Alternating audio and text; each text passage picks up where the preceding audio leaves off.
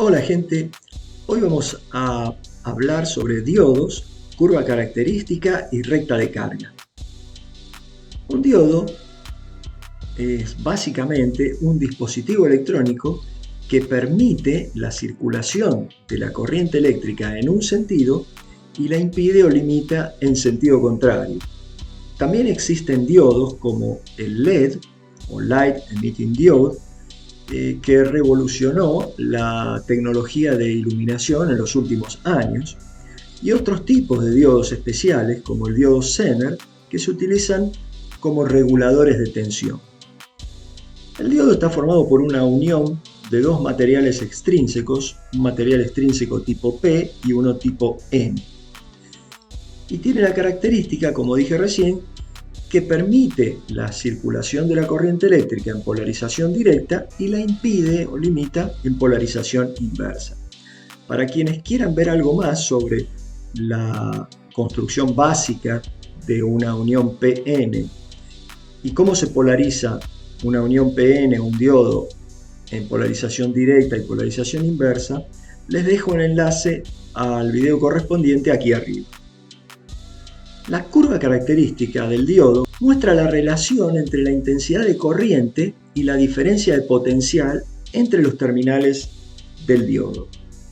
Hay varias formas de ir aproximando a la curva característica de un diodo.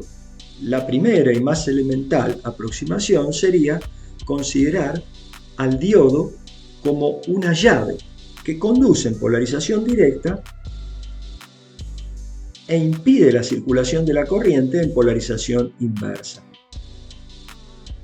Fíjense que cuando la fuente B sub F aquí está conectada en polarización directa, es decir, el potencial más alto está al lado P, el semiconductor extrínseco tipo P del diodo, y el más bajo al lado N del diodo, al diodo lo podemos considerar como una llave cerrada que permite el paso de la corriente eléctrica.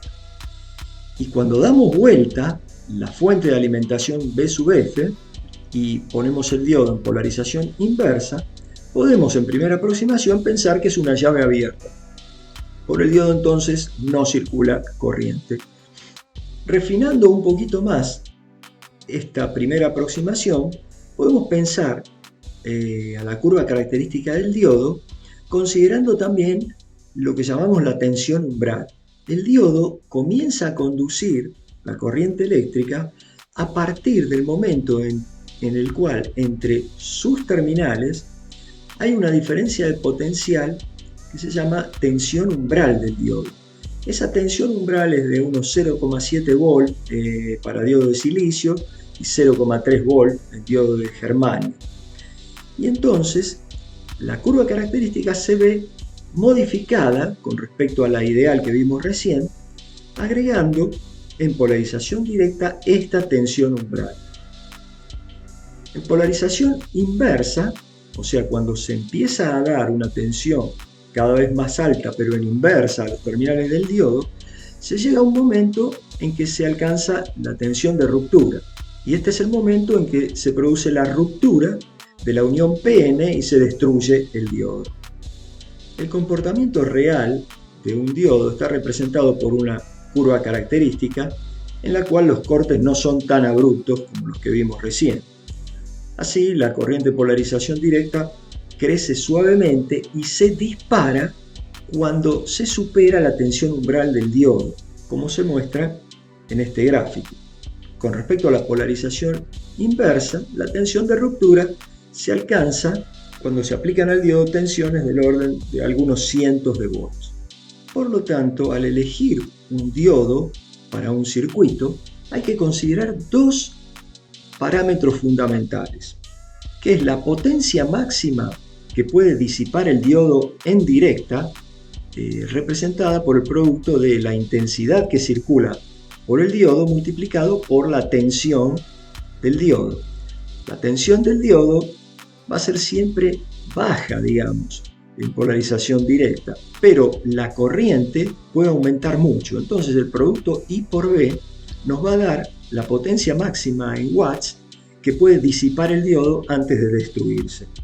En polarización inversa, por otro lado, vamos a tener una característica que es la tensión de ruptura del diodo, o sea, la tensión máxima que el diodo puede soportar cuando se aplica polarización inversa. Y estos pueden ser algunos cientos de volts. Son dos características que hay que tener siempre en cuenta al diseñar un circuito con diodos. El comportamiento modelizado para la curva característica de un diodo está dado por la ecuación de Shortly. Esta ecuación permite calcular la intensidad de corriente a través de un diodo en función de la tensión V sub D aplicada entre los terminales del diodo. La ecuación de Shortly tiene también en cuenta la temperatura de trabajo del diodo, así como la llamada corriente de saturación inversa, que está asociada a la corriente de fuga debida al flujo de portadores minoritarios en polarización inversa.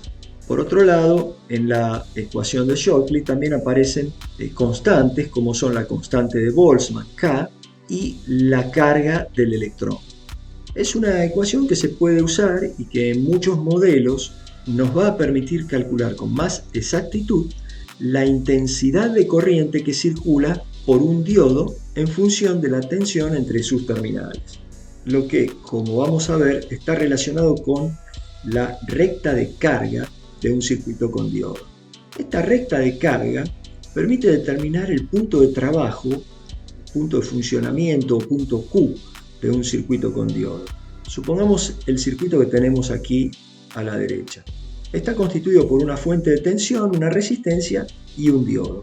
Si aplicamos la ley de Kirchhoff a esa malla, vemos que la caída de tensión, diferencia de potencial en la resistencia, es igual a la tensión de la fuente menos la caída de tensión en el diodo.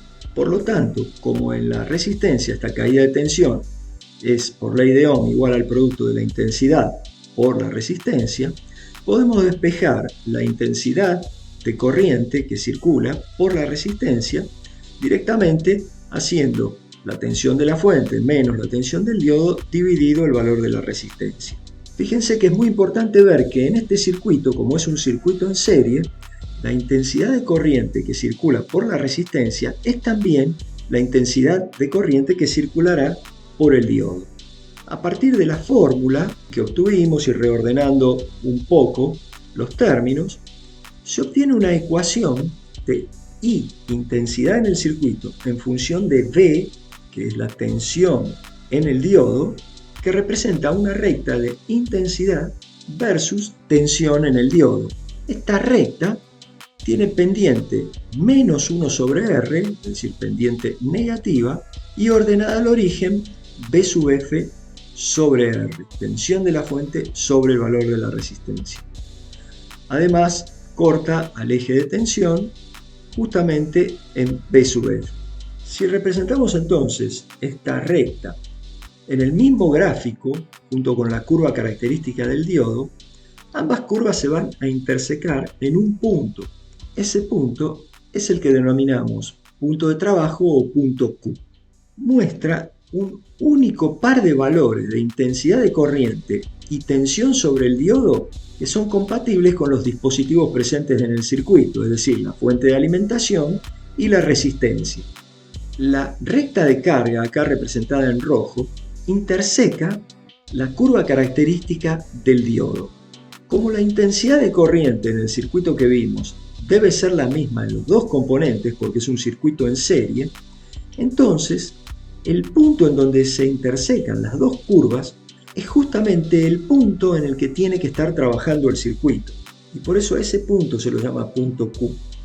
Ahora, para terminar, les quiero mostrar qué pasa cuando nosotros aplicamos la curva aproximada del diodo, ahora dibujada en azul. Aquí está dibujada la curva característica para un diodo de silicio, un diodo con 0,7 volt de tensión umbral. Fíjense que cualquiera sea la pendiente, o sea, el valor de la resistencia del circuito, así como la tensión de la fuente de alimentación, la recta de carga puede cambiar su posición, pero siempre va a intersecar a la curva característica del diodo en la misma tensión de 0,7 volt. Y esta es la aproximación que usamos para resolver los circuitos con diodo. Dado que el error que cometemos al tomar una tensión umbral fija, independiente de la corriente en el diodo, puede no ser muy grande y ser despreciable frente a la precisión con la que queremos resolver nuestro circuito.